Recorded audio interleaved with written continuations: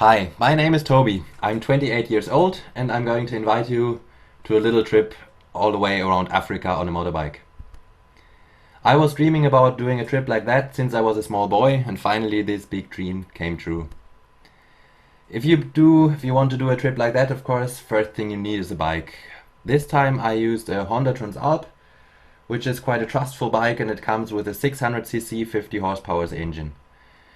Before you can do a trip like that, it's better to take it all apart, clean everything and make it nice and put it back on again. I attached some aluminium boxes to the side of my bike and also some spare petrol jerry cans and GPS navigation system. And also I attached a camera to my helmet because I found out the only place where there is no vibration on the bike is the helmet. So I can take videos and photos while I was riding. In the internet I got in contact with some other people who wanted to do the same trip, and we decided, well, let's do it together again, because you never know when you might need somebody to help you. But as you can see on this photo, the people had a totally different view on what you really need to survive. For example, I didn't take a chair and I didn't take a coffee machine. When we left Germany, the weather was freezing cold and snowing, but when we reached Greece, it started to clear up a little bit. In Turkey and Syria, it started to rain and to snow again, so we were very happy when people invited us to stay in their garages or company sheds overnight, because to pitch up our tents somewhere in the rain would have been a nightmare. These people were so friendly everywhere, it was unbelievable. When we finally reached the Dead Sea, the weather became a little bit warmer and we could go for a little swim. It was amazing that the Dead Sea is surrounded with sharp salt crystals. I have never seen something like that before, and you have to be very careful when you go into the lake because you cut your feet. The people in Jordan were very friendly again.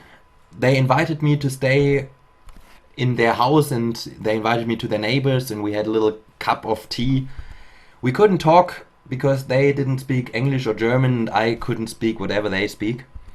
But it was still nice to talk with their hands, and they watched my bike and I watched their places. Just a nice experience. When we entered Egypt, wherever we stopped, people came running toward us. So all the little children, they were amazed to see our bikes and they were dancing around us, like you can see on the video.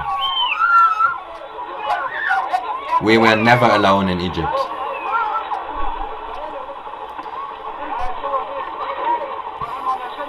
Here you can see my travel mate is changing his back tire because he had a flat tire. Also, the police didn't stop to follow us, and wherever we wanted to stop, they told us to go on because it's too dangerous to stop here. 1 week before, there was a bomb going up in Cairo, but we didn't feel insecure. People were friendly to us, and we did all the normal stuff which usually tourists do. We went to Cairo to visit the pyramids and other places and enjoyed ourselves, even with the police always chasing us away. It wasn't also a problem to get food. Like you can see on this place, you can get falafel, or there are some small restaurants everywhere. Of course, the hygienic standard isn't the same as in Germany, but the people are much more friendly as I'm used to from Germany. So it was nice to eat. You could also get boiled eggs on the market, or even fresh vegetables on the market everywhere. Even water was provided along the roads. You can see there were these big bottles standing, and while water was dripping at the bottom of them, it cooled the whole thing. The only problem is you never know where the water comes from. Sometimes it's just coming out of big pumps directly from the Nile.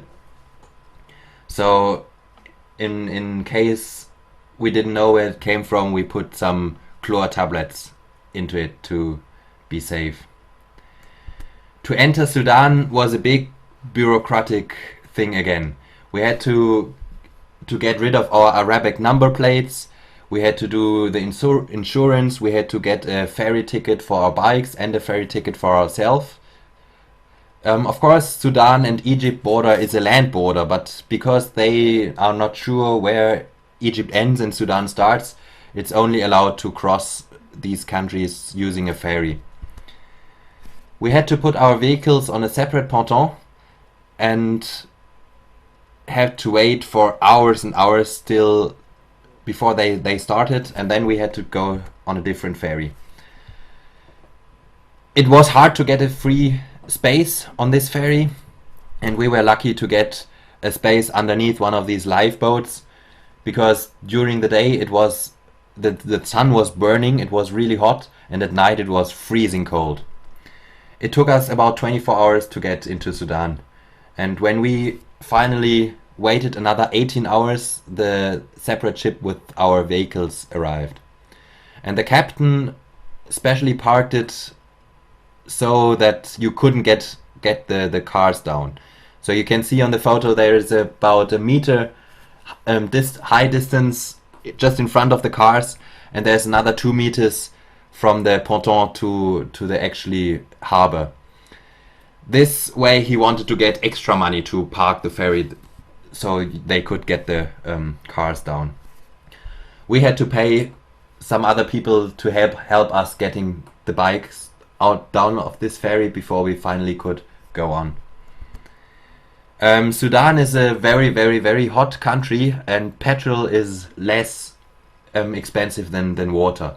So drinking water is something really special in Sudan. One of my travel mates was surprised that there wasn't a tarmac road. It just stopped, and we had to travel in soft sand. And he was hoping he could ride all the way around through Africa on tarmac. So when he realized there was just sand, he turned around and went back to Europe. Of course, he wasn't used to do off-road riding, like you can see on this video.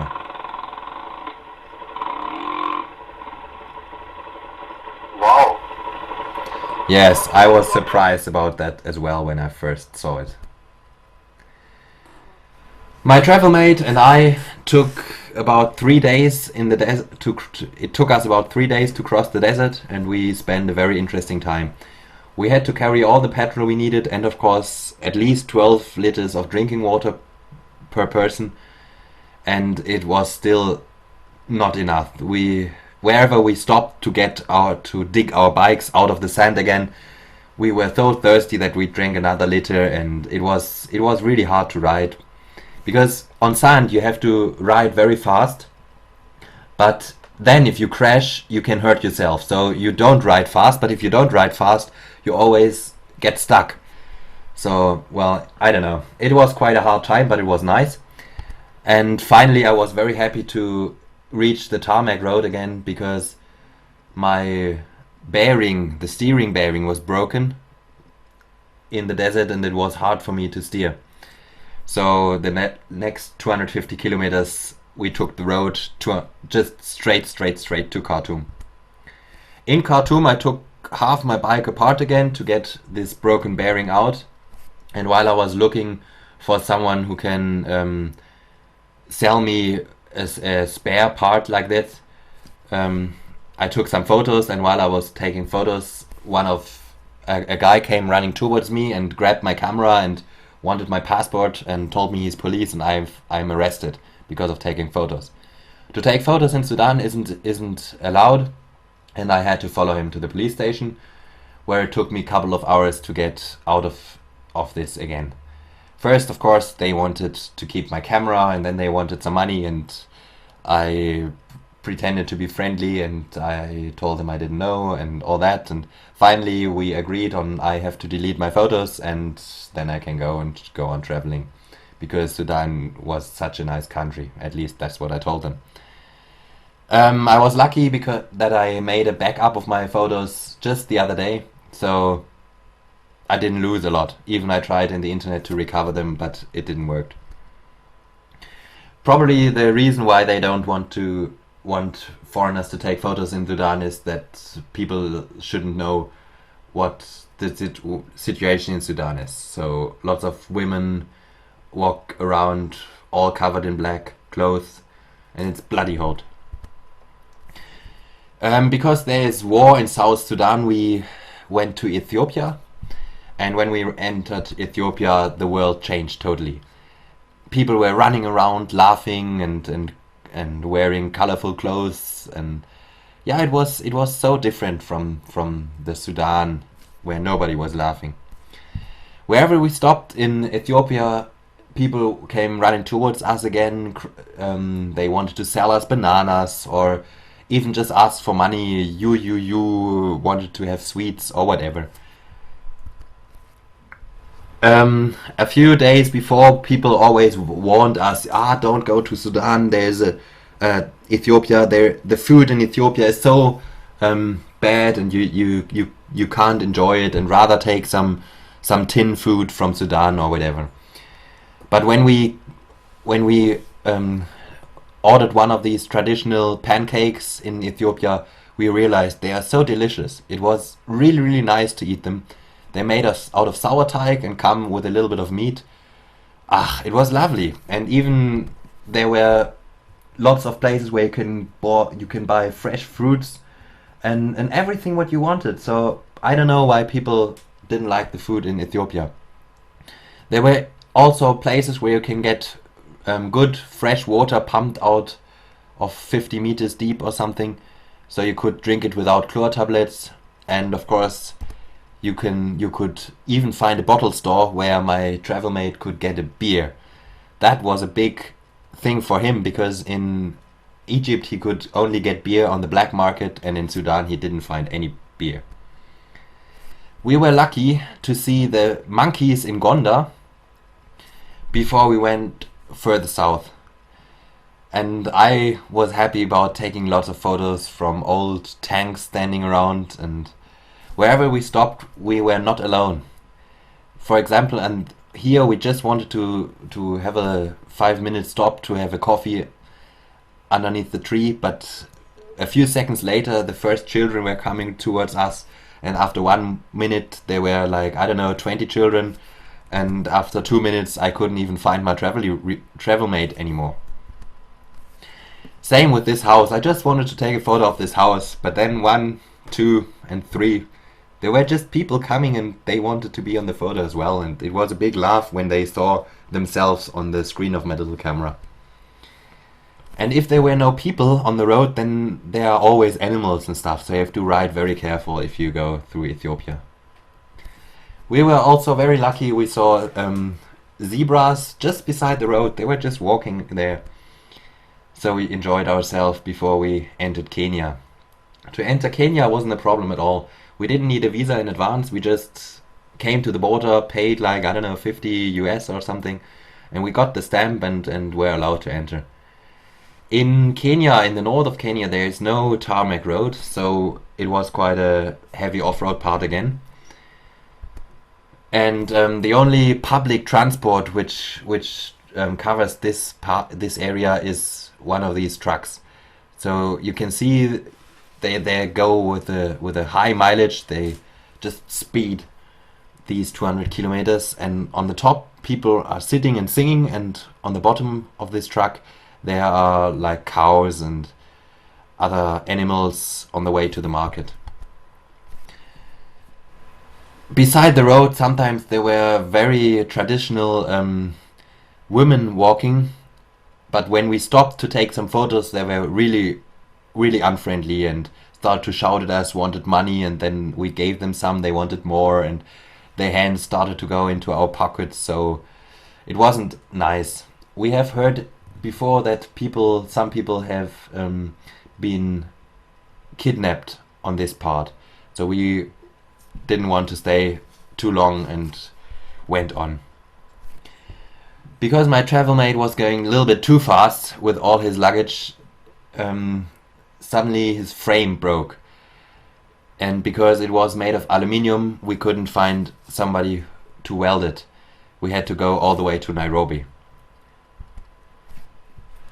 So when we crossed the equator, I was carrying even some stuff of my travel mate. Finally, in Nairobi, we found a place at Chris in JJ's Jungle Junction, and he was able to do aluminium welding for us. My exhaust also needed some welding, but we could get this done just beside the road because that was made out of usual steel.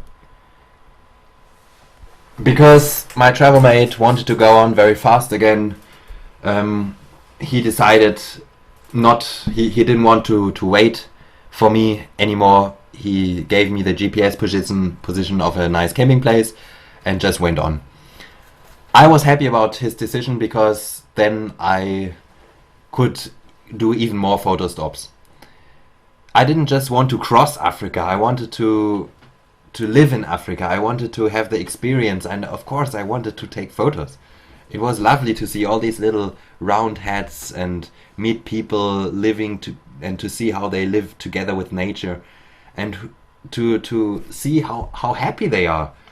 Because in Europe everybody is unhappy with their situation and stuff, and we do have everything, and you come to Africa and people have nothing except their little house and a banana tree or something, but they're happy and they sing and they still have something which I would call culture. It was a nice experience. And when I finally reached the GPS position, I came to a little beach which was like paradise. We had white sand, blue sea, and of course palms, and the vehicles of other travelers. Of course, there were also some monkeys, and I found out later on they were able to open the zipper of my tent to steal the bananas. So they're quite clever, these animals. I got in contact with all these other people who were traveling through Africa as well, and it was interesting to hear all these stories they had to tell and stuff. So I decided, let's stay at least a couple of days and enjoy it, and then talk with all these people and have a little holiday from our hard work which we did before. But because my travel mate didn't want to stay another day, he already wanted to leave this place the next morning, and because of this we split apart. I said it's no way, I want to stay at least a couple of days, and so he took the next plane back to Germany. I realized all these other tourists haven't been in contact with each other before, so I organized a little bit of firewood and told them, well, you gotta make some pasta, and you are going to, I don't know, get a bread and something, and then we all came together one evening and sat around the fireplace and told each other about where we came from and what experience we had in Africa so far. It was just a nice evening. Finally, we had, of course, to go on, and so I traveled to Tanzania. I've been to Tanzania before, and so I knew some nice places and beaches to stay and spend Easter holidays before I traveled towards Malawi. The road to Malawi is crossing the Mikumi National Park, and when I reached this park there were also the first wild monkeys just sitting along the road. I took the next turn off the main road into the national park. Of course this is not legal, but there was no fence or no sign, so I just decided why not. When I entered the park, just after a few hundred meters, there was the first free elephant walking towards me. It was an amazing adventure. I just switched off the engine and enjoyed this wild creature coming towards me, and I wasn't sure, was I more afraid or him, and finally he turned around and went into the bushes and disappeared. It's nice to have an experience like that.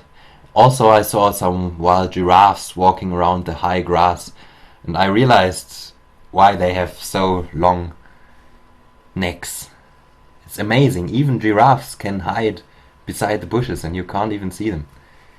When I came back to the main road, there was a unfriendly guy pointing his gun towards me, and he asked for $100. When I told him I don't have, he wanted $50, and when I realized he's not the one who's going to shoot me, because if he would have done it long ago, I didn't give him anything. We had a little argumentation, a few hours, but then he finally let me go. When I entered Malawi, I invited myself into little fisher villages where I could not only spend the night but also see how all the people work together in the morning to get one of these boats, which are made out of a big tree, out of the water. These boats come in the morning, and they are filled with little small silver fishes, and the people put these fishes into the sun so they get dry and they can eat them later on. On this picture you can see a guy wearing one of these blue clothes with the picture of the Malawi president. The president gave a lot of these clothes to people because he wanted to get to stay president. But when I saw him a few days later, I realized he's much older than on the photo. Here, this is a little view into the traditional kitchen of Malawi. So there is no electricity and no whatever luxury stuff we have in Europe. It's just one little fireplace. But people are happy. They're not used to other things, so they're happy. And they sing and walk around, and if the mother is carrying a little child, the other little child is cared by someone else, just his brother or whatever. Malawi is one of the most beautiful countries in the world I've visited so far. It has a about 1,000 kilometers long freshwater lake, and it has lots of camping places, so it's quite touristic by now. And if you camp on one of these camping places, you feel like you're on the sea. But it's fresh water, but you can hardly see Mozambique on the other side. I traveled very slowly and stayed on a lot of different camping places or even fisher villages. I always asked the oldest guy whether I can pitch up my tent beside his little house, and he invited me, and it was a lovely time. But finally, I had to go on because of my visa. Here, this is a place where I would like to stay one day. A little house just beside the lake. On one of these camping places I met Petra, and I met a family from Germany who were traveling with 3 little children down the west coast. Like always, when you meet other people, you pull out your map and you tell them where you came from and how the road was, and they tell you about where to find nice camping places or about the road condition and stuff. But on this time I never thought about I might do the west coast one day, because what they told me about the road and what other people have told me before is that the west coast is much harder than the east coast.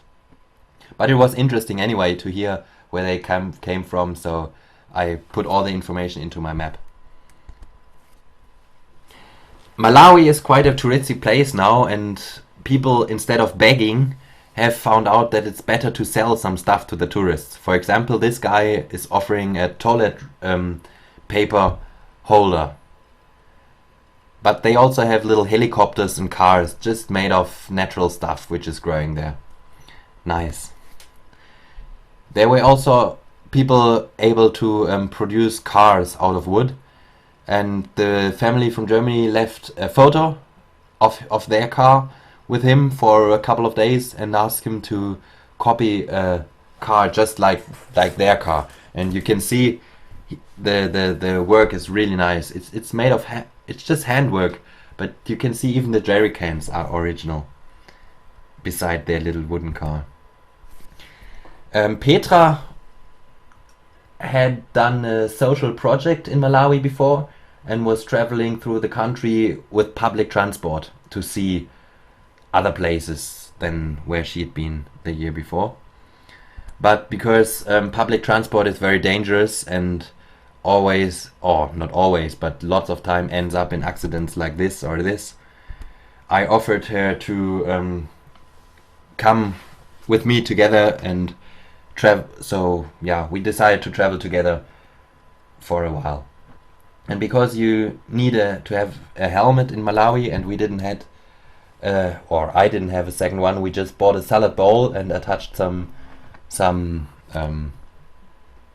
ropes on it, and we used that. And at the police stops, nobody realized this wasn't the real helm. They always wanted some money because I didn't have a number plate in front of my bike, but I always told them that's okay, and it was okay, and so no problem. I visited Petra's school project, and we organized a painting day where we invited the whole village to help building up the school and paint the walls, because otherwise they were always wondering, what are these white people doing there in our village? Again, it was very easy to get fresh fruit and avocados and vegetables in Malawi. There are little markets everywhere, and people were so friendly. And one day when I bought one of these avocados, I asked how much it is. It was a few cents, so I paid. And when I wanted to leave, the woman told me, come back, because I bought the whole bottle full with, I don't know, 20 or more avocados, which of course I didn't eat. But it's amazing how friendly people can be. To enter Mozambique wasn't a problem again, and also here people were very interested on my bike and wanted to be on the photo. And of course they asked for sweets, but if you ask them back for sweets, they start laughing, and it's no problem. These family invited me to pitch my tent beside their house for one night, and yeah, they were happy. Just showed me their house they live in. It was a nice time. Even my Swahili wasn't as perfect as theirs. They invited me for supper in their traditional roundhead, and when me and him had our lunch, the woman and the children were sitting totally quiet beside us and were waiting to eat what we left over. The first time when I had a supper like this, I didn't know they were waiting for the stuff, for our leftovers. So I was hungry and I finished off everything. And then when I realized, oh, well, now they don't have anything to eat, of course I had some biscuits and some stuff. So they were happy about getting some totally different stuff from what they used to. Usually in Malawi you have maize pap, but no biscuits, of course. But yeah, I always carried some biscuits and stuff for emergency reasons like that. This was an emergency, of course. Also in Malawi they have mangrove forests. Here the trees stand on high tide, they stand in salt water, and only on low tide that you can walk in this forest.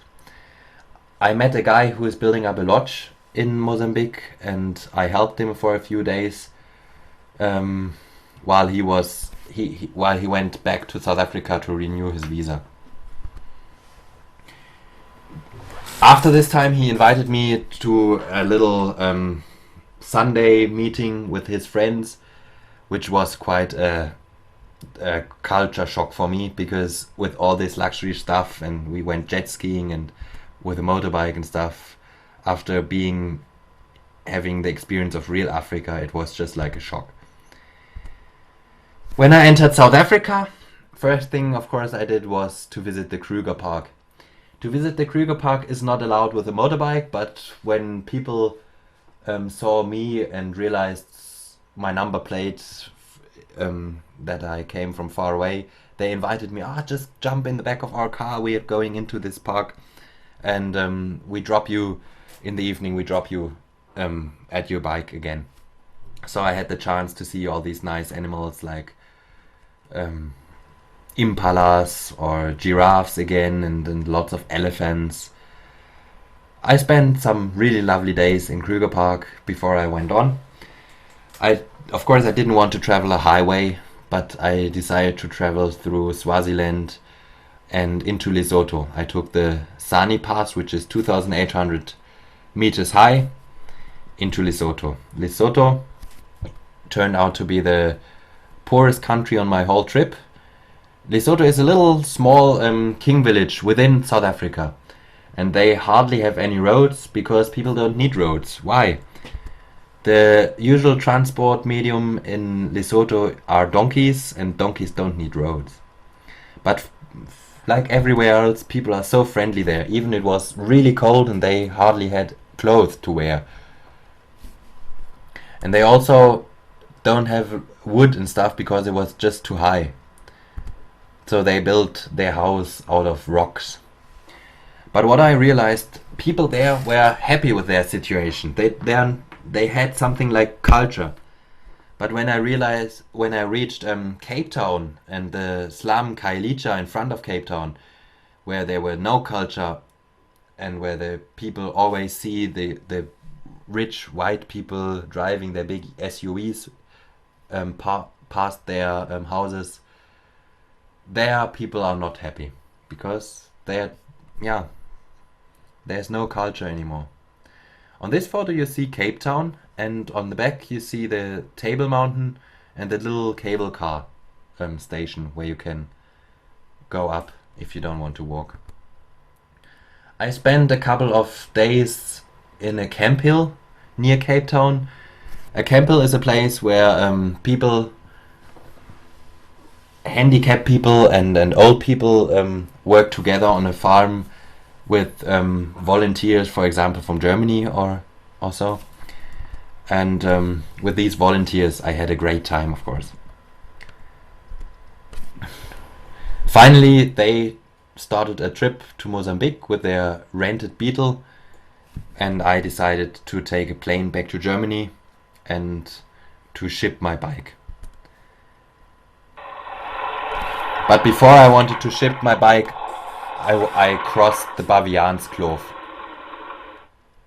The Baviaanskloof is a natural reserve, and it's very interesting because it has lots of river crossing and all that. But because I went a little bit too fast, just on the last day of my trip, suddenly I found myself 25 meters down. Luckily I didn't hurt myself, but my bike was in a pretty bad condition. So I climbed up again and built something like a roadblock with my tent and my sleeping bag. So I stopped another car with tourists about 1 hour later, and they gave me a lift 100 kilometers back to the next police station. At this place I had spent the night before, and the brother of the guy where I spent the night before turned out to be the police officer of this little village, and he took some friends and stuff, and we went with 2 cars and a long rope to pull up my bike again.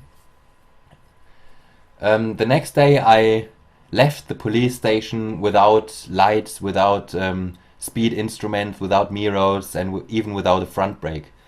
Nobody cared or nobody stopped me, and in this condition I traveled to Port Elizabeth, where I found a company who was willing to ship my bike back to Germany. In Germany I had to wait a couple of months for my bike, and whenever I emailed the company where's my bike and why is it not coming, they told me funny things like my bike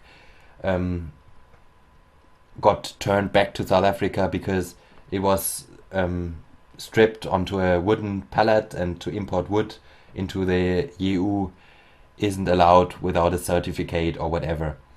But finally I realized my bike is not coming, and I was looking for other people in the internet who were willing to go to this shipping company to find out whether my bike still exists or not.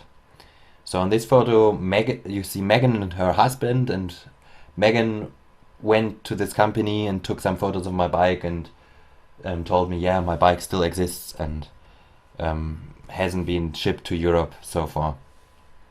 So I took the next plane back to South Africa, where I repaired my bike within a few days and decided to travel up the west coast to get the bike back to Europe, because the South African customs already claimed 3,000 euro import tax for my bike, and well, for this money I can also do a whole trip.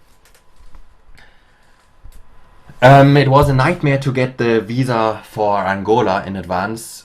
I had already tried 2 months in Germany and with another month in South Africa. But yeah, finally, after I spent a lot of hours at the embassy, I got this visa for about 160 euro. To enter Angola wasn't a problem at all. By now my all my insurance documents and my carte de passage and all the other documents had expired, but nobody realized. They stamped it and got me into the country. No problem. Angola is one of the richest countries in Africa, but it just had a big war and the roads are in very, very, very bad condition. And everywhere along the road you can see tanks. And because there are a lot of landmines around this area, it's not good to do wild camping. So I invited myself to little local villages again, where I had just a nice time. It felt like being in real Africa again. This round head is just built, so the roof isn't finished yet. People in Angola are very friendly again, except the officials, of course, and it's not a problem. If an animal gets run over by a truck, they just kill it beside the road, and you can find little restaurants or something which they call restaurants where they sell meat. They make like something like barbecue or braai, what South Africans say, and they just sell the meat beside the road, no problem. The bridges are in a very bad condition in Angola, so that's how they look like. Some bridges are just falling apart and others might fall apart within the next few hours, you never know. There are always alternative roads, but these alternative roads are usually just for people who walk there, and they were so narrow that on one place I just ripped off the right box of my bike, because in the high grass I didn't see there was a tree trunk. Here there's a market again where you could get fresh vegetables, and yeah, no problem to get food. And here you can even get fast food. You buy a little bun and you buy an egg, and the woman puts the egg into the pan, and then you get omelette and a little omelette burger. Really nice. Angola is one of the countries in Africa where they have lots of oil, but they hardly have any petrol stations. So if you find a petrol station and you don't come together with a policeman like I did, you have to wait for hours until you are allowed to get some petrol. But because just before I have totally run out of petrol, I asked one of the police guys at the roadblock where I can get petrol. He showed me a place, and yeah, I was allowed to get it directly without any waiting. Here you can see a little fisher village again. Of course, the whole village, everybody is a fisher in this place, and yeah, they invited me to stay, and it was a nice time again. If people are not fishermen, they cut. Another thing to earn money in Angola is to cut wood and make charcoal out of it, and then of course bring it to the market like these people do. I had to rush through Angola, not only because my visa was expiring, but also because the Congo visa, which I got in Germany already, are nearly expired, because I had to wait such a long time to get the visa for Angola. So yeah, I was happy to enter the Congo before the visa expired. To go from Democratic Republic Congo to Republic Congo, I had to cross the river Congo using a ferry, and this was the hardest border crossing I ever did so far.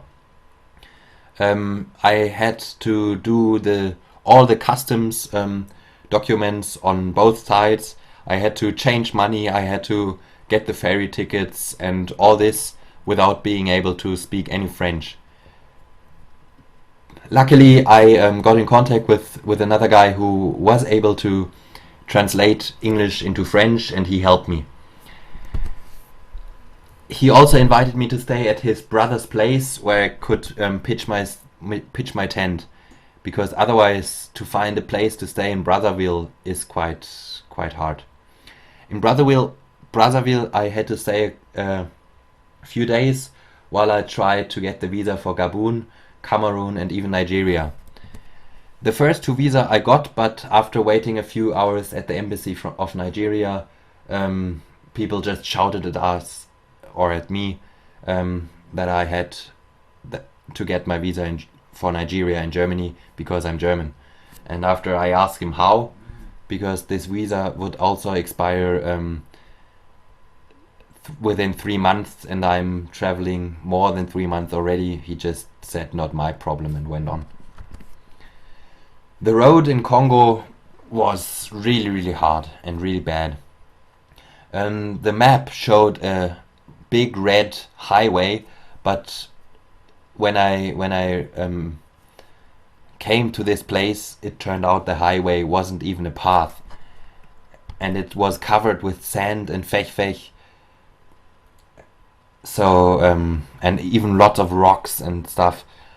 It was really hard to ride, and exactly on this hard place I met a guy from Spain who was crossing Africa with his bicycle. Really amazing.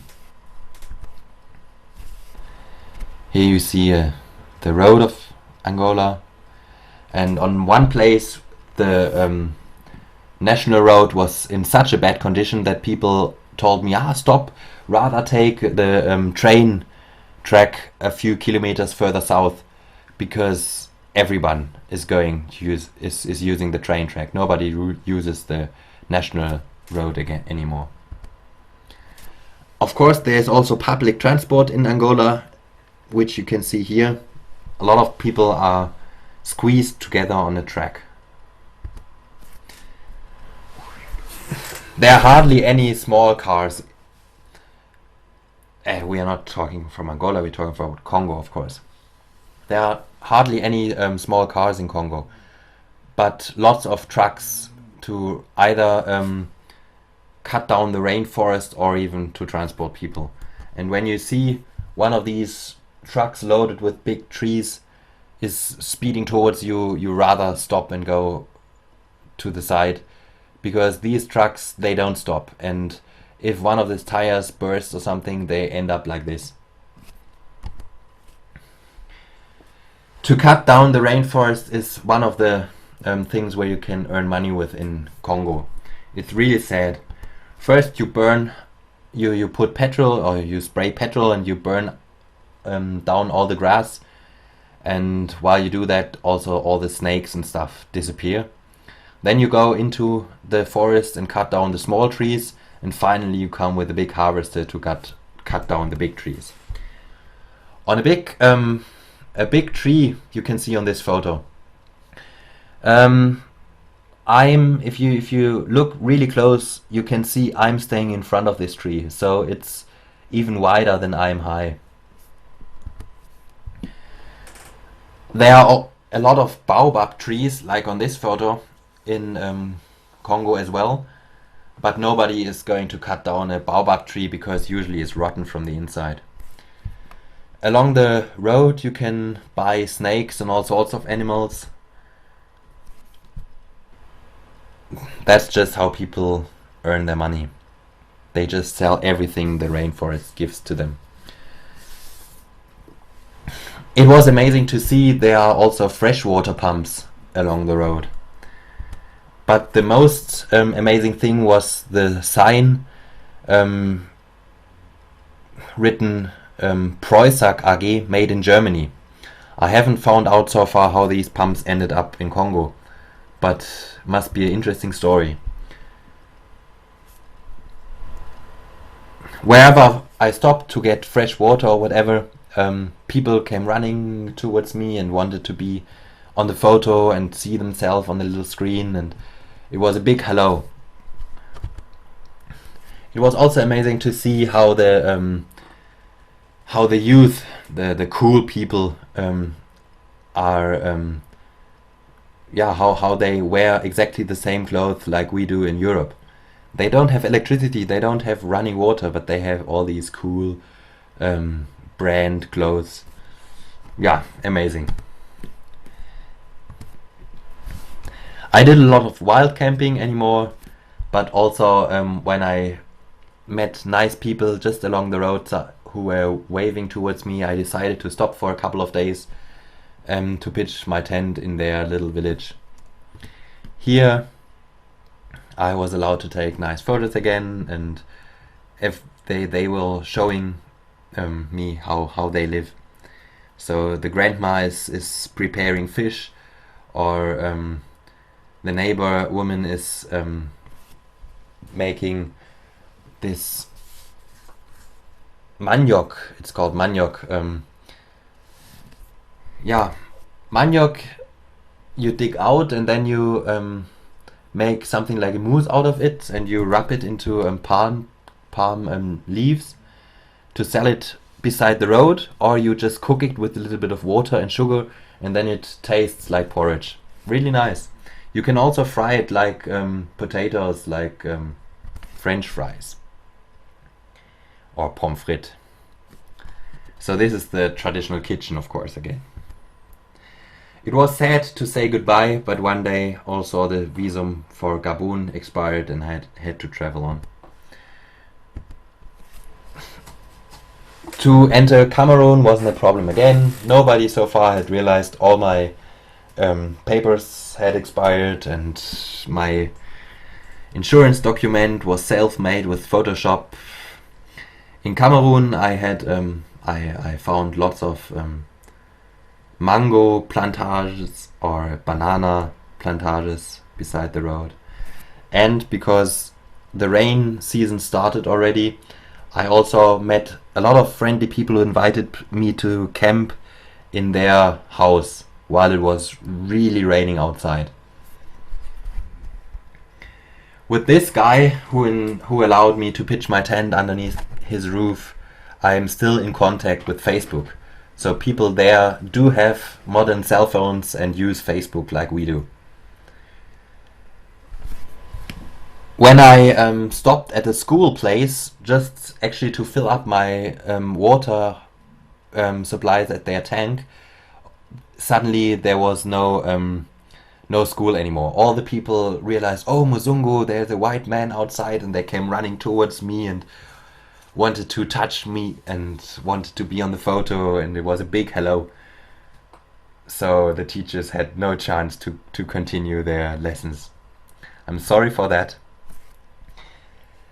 The roads in Cameroon were very, very bad because they are usually made out of mud, and of course if it's raining a lot, the mud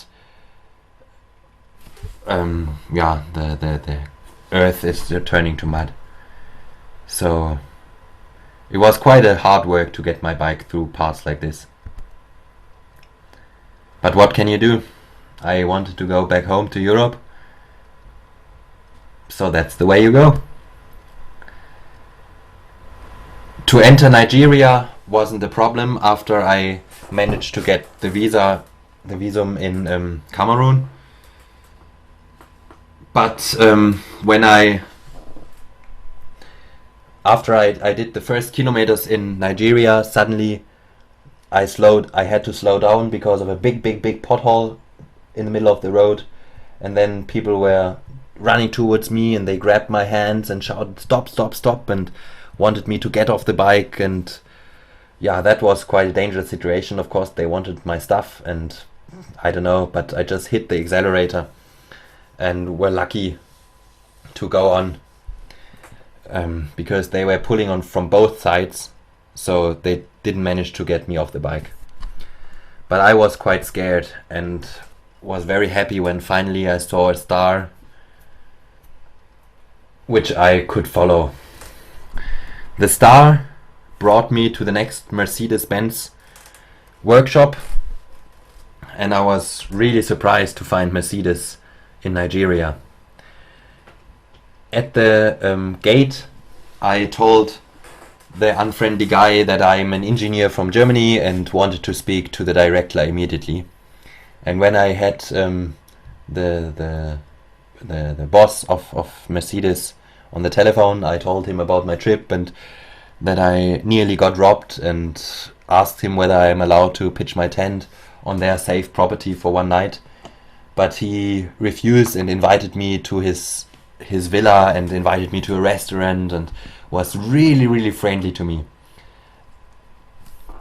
He not only allowed me to do to wash all my clothes in his washing machine, but he also got his guys to do an oil change on my bike and to repair my aluminium boxes, and yeah, just to have a little bit of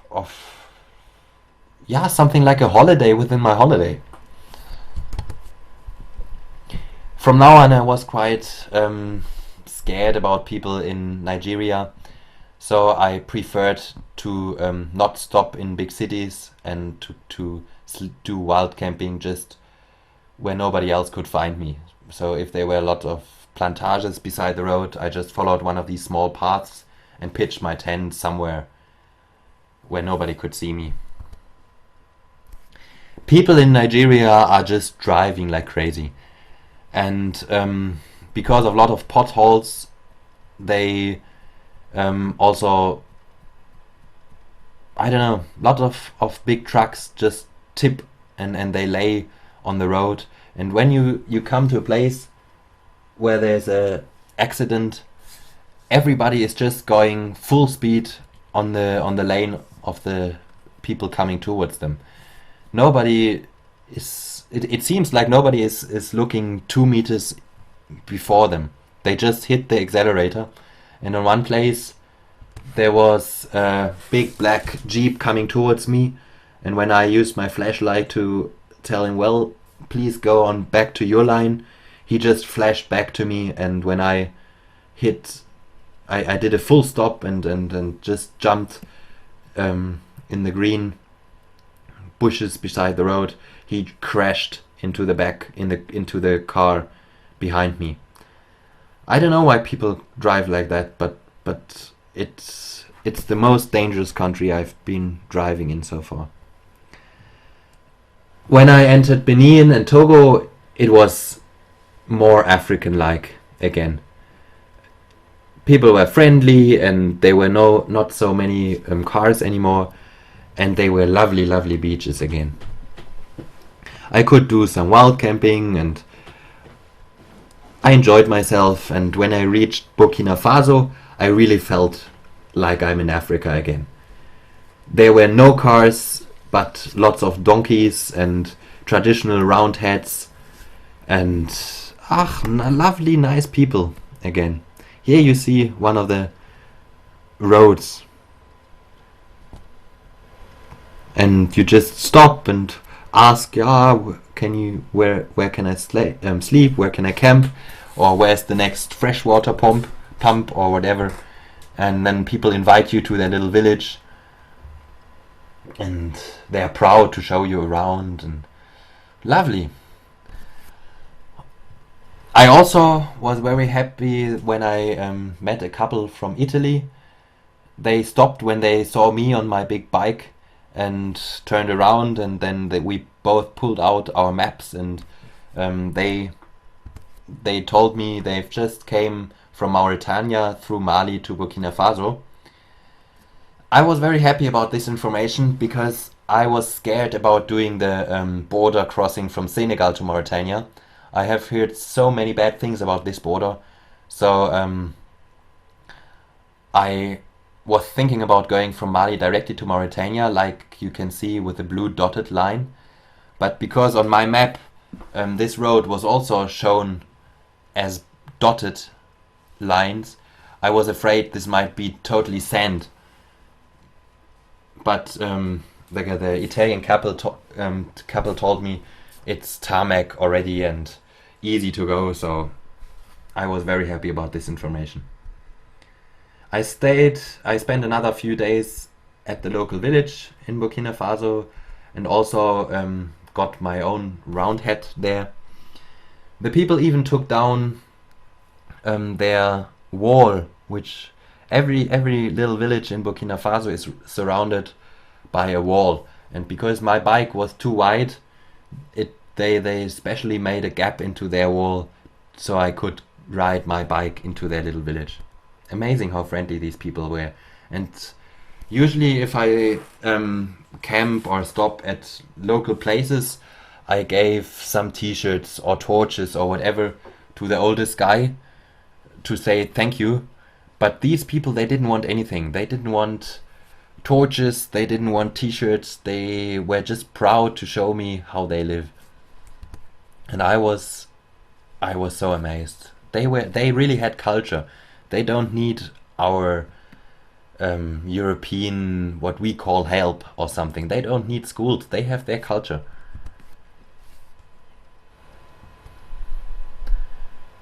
And they were amazed when they saw all this equipment what I was carrying around, my camera and all that. I didn't show them everything, of course, because I don't want them to feel sad if they don't have it. But they also, they don't need it. Why should they have electricity like I had on my bike to charge my camera and all that? But why? Here you see the inside of the village. The huts are made out of just mud and palm leaves on the top, and the little small thing in the middle, it's the place where they store their weeds and whatever. So you can lift off the roof, and you can store all sorts of stuff inside. If they want to transport their oranges or whatever to the next local market, they use their donkeys, and to get a little bit of money they sell something like little donuts or something beside the road. They also make baskets out of palm leaves and grow peanuts. Here you can see a little peanut plant, and they take off the peanuts and crush it with their hands and take off the oil, and then the leftover they mix it together with sugar and put it into the sun to make little lovely cookies out of it. They taste so good. Later on I entered Mali without any problems. I got the visa at the border. Well, no, I got the receipt that I paid for the visa at the border, but I had to get the real visa at the capital city. It took quite a lot of time, but finally I got it, and I enjoyed myself spending some time at local villages again. Here I was also allowed to take photos of the oldest guy. It's always the oldest guy who allows you to stay at some places, and he is also the one who makes all the decisions of the village. And when he saw that I made some nice photos out of their pretty woman, he also allowed me to take a photo from him. These women, they were able to make their clothes just without any electricity or chemical stuff. It's amazing. It's so nice. In Mali I found a camping place again after a lot of wild camping days, so that was a nice change. I could go swimming and I could use the internet again to update my webpage and talk and Skype to my people at home, my friends and family. It's also nice for a change to have internet, but you can really do without.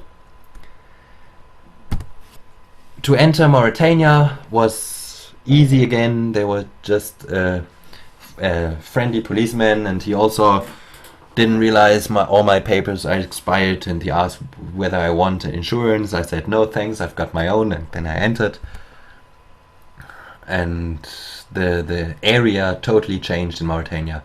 It was dry again, and instead of donkeys they had camels everywhere, and the road was pretty good condition if you compare what I had in Cameroon or something. After I entered, I stopped beside the road to calculate how far I want to go today, whether I shall cross the next city or rather stay 20 kilometers before to do wild camping. And when I just did my calculations, I suddenly found myself flying through the air and hitting the road with my helmet. Luckily I still had my helmet on because the sun was so hot that I just left my helm on so I didn't get sunburned. In Mauritania you had to always wear long sleeve clothes and stuff because the sun was so hot, it wasn't enough just to have 30 sunblock lotion or whatever. And when I landed on the road, I realized someone had just overseen me.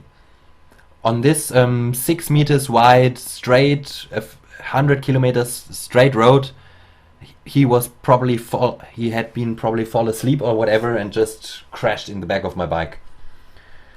Out of this car, there were about 7-8 Arabic people. They were jumping out of the car and all shouting at me that I destroyed their car, and finally called the police. And when the police came, they took my passport and my insurance documents and ordered me to follow to the next police station.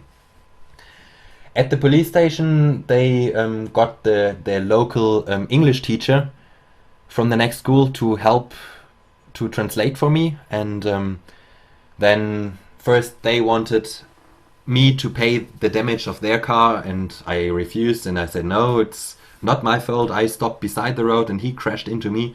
So after a few cups of this strong tea, which you usually have in Arabic countries, they got someone to do the aluminium welding for me, and then the guy disappeared. Luckily the police didn't realize all my fake documents and allowed me to even sleep on the police station after I had followed the guy to the next mechanic. On the photo you can see the mechanic. That's the local whatever you call workshop, and here a mechanic was repairing my box while his boss was watching him. It took the whole day, but finally they managed to repair my bike, and because they didn't have aluminium or even steel to repair the back of my bike, they used a metal piece from the guy who usually makes clothes. They just bought the 1 meter straight aluminium thing from him. It's still on my bike and it went through the roadworthy test without any problems. In Mauritania it was hard to get petrol Usually the petrol stations just sell diesel, so I had to carry quite a lot of spare petrol, and was happy that I found a petrol station when I entered Morocco. The road from the capital of Mauritania to Morocco was about, I don't know, 700 kilometers, just straight. And because there was a strong wind blowing towards me, my bike took much more petrol than I had calculated. So I just entered Morocco on my last reserve. In Morocco, in Western Sahara, I met a whole rally of cars, of luxury cars coming towards me. And yeah, if I would have been a terrorist, I would have kidnapped them. But while I was crossing Mauritania, I didn't feel in danger. People were friendly, and nobody cared about a guy with a small bike like me. But some tourists do get kidnapped in Mauritania.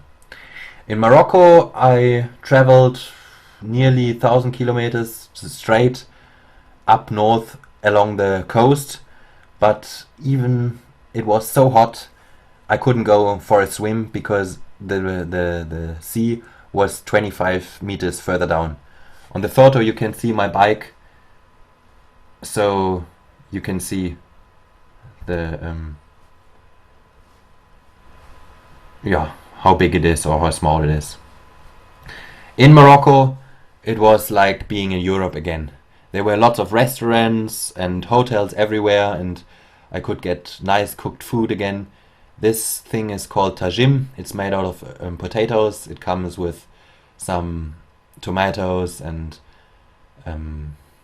dattles, and they even have these very spicy paprika chili. Yeah, you have to remove it before you eat it, otherwise your mouth gets totally burned. It was the second time that I've been in Morocco, and so I knew all these touristic places like Dades or Todraschlucht already, and I enjoyed myself. But I also found places where I could be all by myself without any people begging at me or trying to sell some cardboards or whatever. I took really nice photos out of the sand dunes in the morning and in the evening, and spent a couple of days in Morocco before finally I took the ferry to Spain and went back to Germany again, where I arrived alive. It was raining and I covered myself into plastic, but I was still alive, and I was so happy after this great adventure. Thank you.